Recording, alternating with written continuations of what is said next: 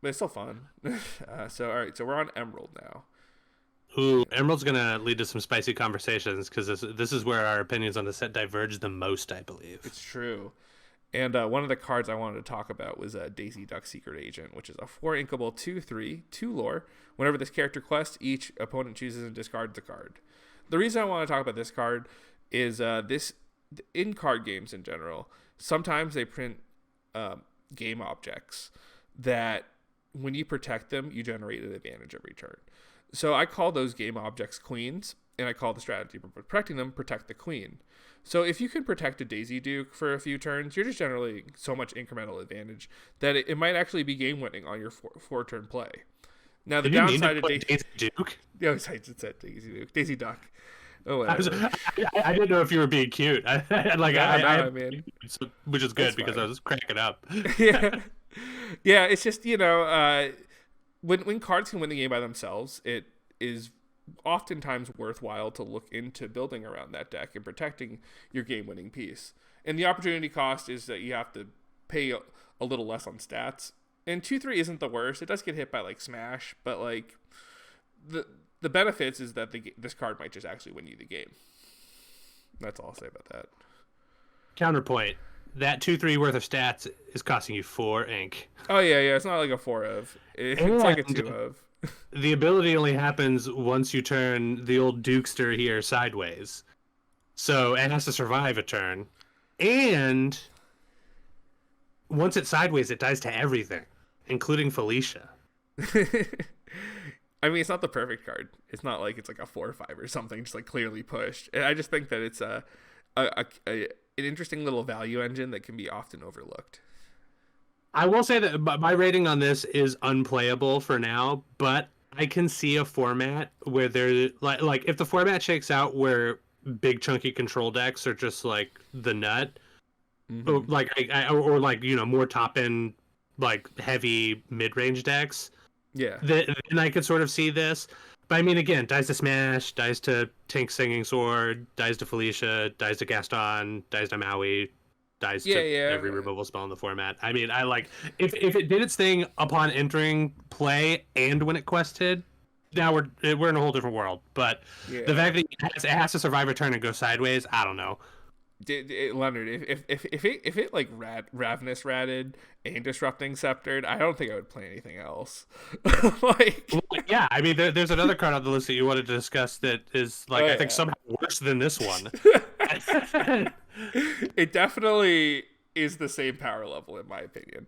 So weirdly enough, even though I brought that up, I want to say that this card is whelming, but I just wanted to just talk about protect the queen. So No, it's good, and it's a great point for me to say. I will say straight up, as a person who was watching the spoilers as they were coming out, and have watched a lot of content and testing, and have not done much testing myself, so far, I am a tremendous hater of the whole discard strategy thing. I don't believe in any of it. I think it's a scam. I think a lot of people are going to try to make it work, and nothing's going to happen. But I did lose to the payoffs earlier today when I was playing some Pixelborn. I mean, I'm not gonna lie. I think that it would be nice as a deck to have around as sort of because things have to fill the scissors void of the rock paper scissors match of like the crazy Yeah. fast aggro decks versus the big dumb control deck. So whatever that deck ends up being, if it's a tempo deck or a discard deck or whatever, like it's all gravy to me. I would prefer more good decks than less. Yeah. I mean, me too. Like, it's just that, it's interesting because we're at the start of a new format. So, like, of course, like everything's going to change within like a few days. But just like having more content to engage with is never a bad thing in my opinion. So, Yeah, but absolutely. And I think like and having conversations like this, I mean, this is part of the playtesting process, right? Like, yeah. Yeah, honestly, that's what I wanted to do with this like entire video series is just to like give like a backdoor access to like what it really means to be a competitive card player in this day and age. speaking of backdoor access, let's talk about Donald Duck, Perfect Gentleman. Yeah, yeah. Donald Duck Perfect Gentleman, 4 inkable, 2/5, 2 lore, shift 3. At the start of your turn, each player may draw a card. Unbeatable, right? So symmetrical effects are much better when when you get to benefit from the symmetry first. We've seen that in Amber Steel just using a whole new world in order to generate absurd tempo and card advantage. And unlike his sister, Daisy Duck? I can't. No, that's Della Duck. Is Daisy Duck his wife? I don't know. Unlike the other duck, this duck is a 2/5, which means that despite so they share similar things that you have to get back to your turn with them for them to do anything, right? Yeah. But this one is a 2/5, which means it doesn't die to any of that nonsense I said before, except for Maui. And secondly, it doesn't have to turn sideways to do its thing. It just does it. So you can just have this in play as, like a quote-unquote enchantment, to use magic parlance, like, indefinitely. And on top of all of that, this thing technically has shift. Now, the shift targets right now, I think, are only in Ruby. There's like a 2, and then all the other ones you'd be like shifting down. But this one is like priced to move, where I am happy to play this in a lot of my lists, at least to start testing, especially like aggressive lists, without the shift, just at its face. Just, hey, give me a 4 ink, 2/5, fat bottom duck. He's a perfect gentleman. He's going to give us both a card every turn, but all of my cards are meant to be disposable. They come into play, they get me 2 ink, and then they go away. Yeah. I mean, it just remains to be seen whether or not the color combination that this deck goes into can afford to be able to give opponents, especially control opponents, more resources to interact. Giving your control opponent the opportunity to deal with your card advantage source is not really what you're looking for against control. You're usually looking for all of your cards up front, just so you don't have to like maneuver the game into a way that you're slightly advantaged. But that's the reason why I think this card is Whelming. What about you? I think it's unbeatable, but I will admit that there is like a little bit of a force multiplier in there for it being a green card, and green being my pick for the weakest color in the game after the launch of Rise of the Floodborn. So I will say that I rate Donald Duck probably higher than a lot of players will, simply because I think he's one of the better green cards in the set. I mean, you do love card velocity in like all shapes and forms.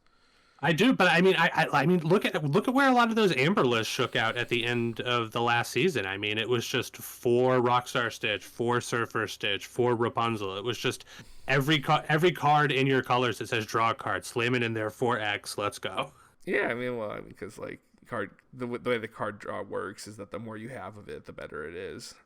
So you can but I remember before we actually got the cards in our hands, like before the game actually got released, it seemed like it wouldn't be that way, because it's just like, well, how often are you getting to like your 7 and 8 ink where you can just slam this thing and still have 2 guys in play? And it turns out all the time. It's very easy to do that. Turns out the cards are like very free. And talking about cards, we have Lucifer Cunning Cat, 5 uninkable, 2/2, 2 lore, mouse catcher. When you play this character, each opponent chooses and discards either 2 cards or 1 action cards. So the reason I want to talk about this card is because I don't think a control deck could like ever beat this card, just because they don't have a way to interact with the hand. So as long as you make this card your gate target and you just start every turn by tapping 5 to make them discard cards, you either force them to use all their cards, and so once they're down to 0 cards, then you force them to make decisions based on what kind of card they drew.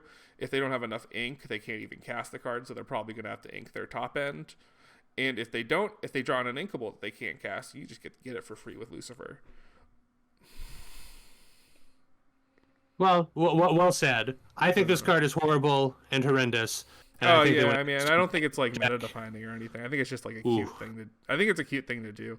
Whether it's good enough really depends on how grindy the mirror is, in my opinion. Why is it not inkable? Yeah, I know, right? Because it's green. It's green. Yeah, because that's part of green's flavor. A bunch of marginally playable cards that become unplayable because you can never ink them. Yeah, like, uninkable 5 drops. How busted was this in testing when they were just like, man, this 5 ink 2/2 kabloomers, like no deck can beat it. It's completely unreasonable. Let's take that flourish off of it straight away. It's just so dumb, and it's rare. Like what? Yeah, my pick for Lucifer is Whelming. It's just I just wanted to talk about discard and its applications. Prove me wrong, better than me, Lorcana players. I'm gonna try it out at some point this weekend. I just give me some time. So we got Pete Bad Guy, 5 inkable, 3/4, 2 lore, ward. Take that whenever you play an action. This character gets +2 attack this turn. Who's next? When this character has 7 attack or more, he gets +2 ink. Or +2 lore, sorry. Yeah, this was another one of my additions to the list. It's my second one that's like purely on spec. I mean, dude, look at the freaking stats on this guy. I mean, just look at how many words are on this card. It's like ridiculous. He's got a 7 on there. Like, there's a 7 and a 2, there's another 2, there's a 3 and a 4. He's got ward, he's got 3 different, like, ability lines. It's insane. So you're saying that they basically printed a math problem into this game? Yeah. It's also just like, you know, the card has, like, a weird tension to him. You know what I mean? Because it's just like, well, tension's not necessarily the right word. He's sort of like a Swiss Army knife as long as you're doing his thing. If you're playing actions in a deck with Pete, you're either making him big enough where he quests for a lot, or you're making him big enough where he punches for a lot. And in either instance, as long as he's not sideways, your opponent just can't really do much about him, like outside of double sword, or, you know, obviously the be prepared. I don't know, man. Like, I just think sort of like the Godmother, even if his time hasn't come yet, he's just priced to move so aggressively. I have to imagine there's a home for him at some point. Yeah, it's just, I think the biggest issue right now is that Cusco is just like what it's like the gold standard of 5 drops, and this card is good, but it's no Cusco. I propose to you that Cusco's time is coming. I'm not sure it's come yet, but I think his gimmick of tapping for 3 lore is getting a lot less unique and cool, and I feel like Cusco's safety as the 5-drop to Rigor for Emerald is not secure. Maybe that's my hot take of the video, but I think that come the 3rd set, it's no longer going to be like, whoa, obviously your green deck starts with 4 Cusco. I don't know about all that. Like, if they're going to be printing stuff like Pete every set, like, I love Cusco. Emperor's New Groove is my stuff. I love that jam. Mad good. Hilarious. Love that character. Like, played a lot of that deck, but I don't know, man. Look at Pete. Look at his muscles. Yeah, dude, he's a bad guy, and you gotta give the bad guy some love.